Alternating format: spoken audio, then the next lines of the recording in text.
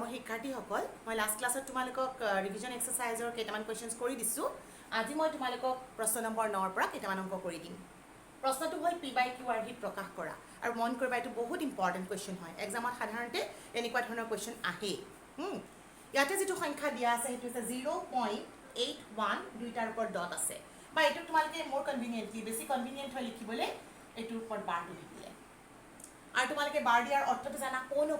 কোনটো সংখ্যা ৰিপিট হৈছে 81টো ৰিপিট হৈছে গতিকে আমাৰ এনেকুৱা ধৰণৰ দুই ধৰণৰ অংক থাকে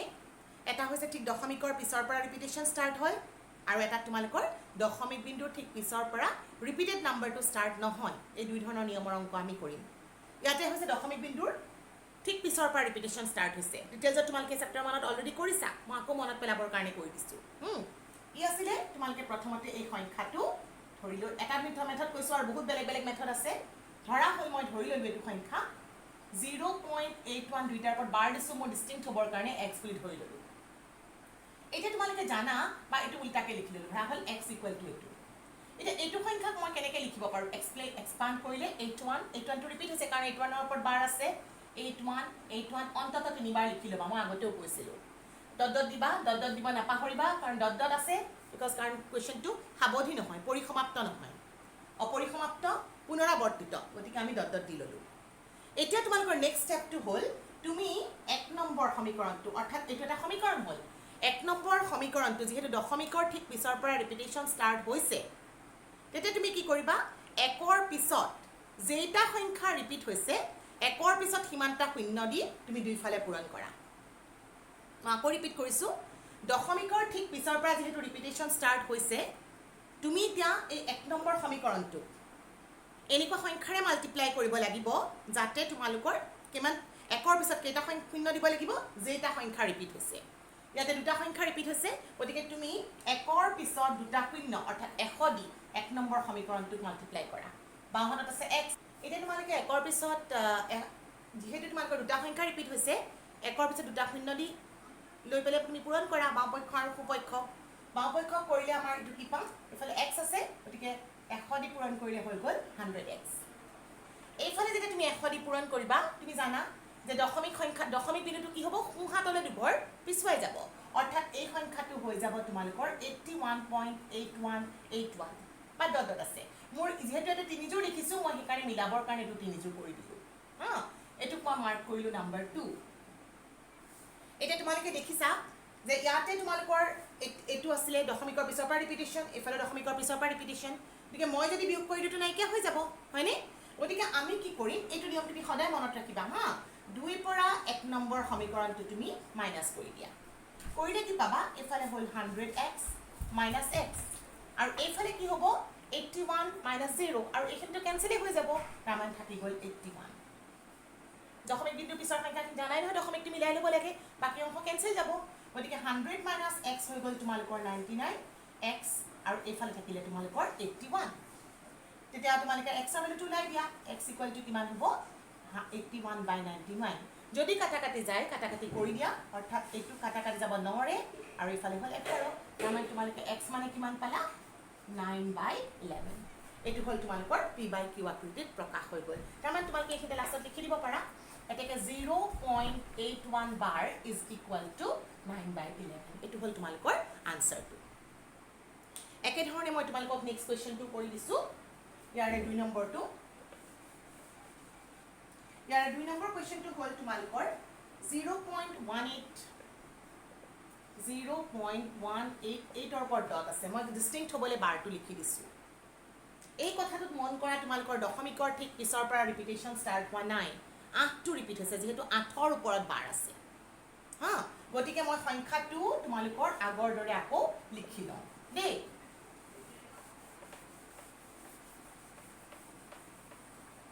এইটো কুৱেশ্যনৰ পেটাৰ্ণটো অকণমান ডিফাৰেণ্ট হ'ব অলপ বেলেগ হ'ব 8ৰ ওপৰত বাৰ 0.18 বাৰ দেই 18 বাৰ অ'কে চ' এতিয়া মই কি কৰিম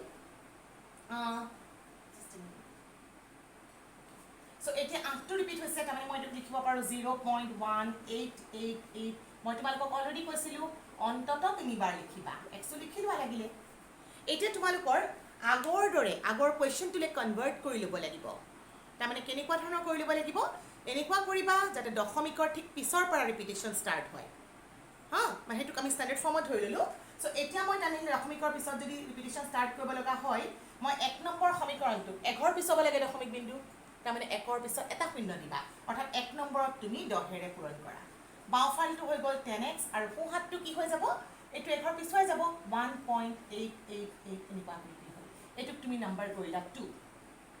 এতিয়া চোৱা এই অংকটো তোমালোকৰ ঠিক আগৰ ধৰণে আগৰ যিটো টাইপ আছিলে সেইটো টাইপলৈ কনভাৰ্ট হৈ গৈছে দশমিকৰ পিছৰ পৰা ৰিপিটেশ্যন হৈছে আৰু দশমিকৰ পিছৰ পৰা ৰিপিটেশ্যন হ'লে আমি কি কৰিব লাগিব যেইটা সংখ্যা ৰিপিট হৈছে 1ৰ পিছত সিমানটা শূন্য দি এই সমীকৰণটোক আমি পূৰণ কৰিম কৰিলে আমাৰ কি হ'ব এই 2 নম্বৰক মাল্টিপ্লাই কৰিম 2 নম্বৰত যিহেতু মোৰ কেইটা সংখ্যা ৰিপিট হৈছে এটা হয়নে গতিকে মই আকৌ 10ৰে পূৰণ কৰিম এফালে 10 আছিলে 10 পূৰণ 10 হৈ গ'ল 100x দশমিক বিন্দু আৰু 1ৰ পিছুৱাই গ'ল 18.888 এনেকৈ বহুত আছে আৰু হা এইটোক মই মাৰ্ক কৰিলোঁ নাম্বাৰ 3 এতিয়া মন কৰা মই বিয়োগ কৰাখিনি ইম্পৰ্টেণ্ট হয় হা এবাৰ মোৰ এইটো কুৱেশ্যন বাদ এইটো লাইন সমীকৰণ বাদ দিয়া তোমালোকে এই দুটা ধৰা কি কৰিবা এতিয়া তুমি 3ৰ পৰা 2 নম্বৰ সমীকৰণটো বিয়োগ কৰি দিয়া বাওঁপক্ষত বিশেষ একো প্ৰব্লেম নোপোৱা 100 - 10x আৰু সোঁপক্ষত তোমালোকক মই সুবিধাৰ কাৰণে বিয়োগ কৰি দেখাইছোঁ চোৱা এইটো আছিলে ডট ডট so on আৰু এইফালে আছে তোমালোকৰ কিমান 1.88 and so on এইবোৰ চব 0 হৈ যাব হয়নে থাকি যাব আৰু ইয়াতে থাকি গ'ল কিমান 17 18ৰ 1 গ'ল থাকি গ'ল 17 বিয়োগ কৰি দিয়া 100x - 10x হৈ গ'ল 90x = 17 চ' আমি কি পালোঁ x = 17/90 তাৰমানে তোমালোকে এতিয়া 17/90 পালা x মানে কি আছিলে এতেকে x মানে আছিলে আমাৰ 0.18 বাৰ that is equal to what 17/90 চ' তোমালোকৰ দুইটা মেথডৰ কুৱেশ্যন মষ্ট প্ৰবলি ক্লিয়াৰ হৈছে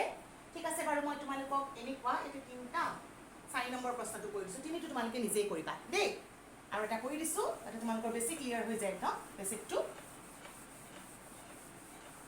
চেপ্টাৰ 1ত মই আগতেও কৈছোঁ বহুতখিনি কুৱেশ্যন তোমালোকে অলৰেডি কৰিছা 2.4431 বাৰ মই 4 নম্বৰটো কৰিছোঁ দেই